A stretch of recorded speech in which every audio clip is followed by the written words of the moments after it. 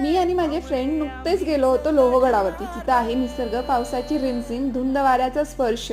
पण खरं सांगू का, ही ट्रिप फक्त मजा मस्तीची नव्हती. ती होती एक शिकवण, एक आठवण, एक जाणीव. आज आपण ट्रेकला जातो फोटोसाठी, रीलसाठी, एन्जॉयमेंटसाठी. पण त्या किल्ल्यावर पाय ठेवताच आपल्याला जाणवतं ते त्यावेळेचं कठीण पण गर्वास्पद जगणं बरं का. छत्रपती शिवाजी महाराजांनी या किल्ल्यांवर तसेच या डोंगर रागांमध्ये स्वराज्याचं स्वप्न बघितलं आणि तेवढंच नाही, ते साकार देखील केलं.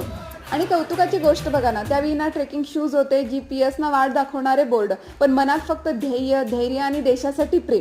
तर आज आपण ट्रेकला जातो तो क्षण फक्त जगायला नाही, तर इतिहास अनुभवायला, आपलं मूळ ओळखायला आणि सगळ्यात महत्त्वाचं म्हणजे लोकांमध्ये नातं निर्माण करायला.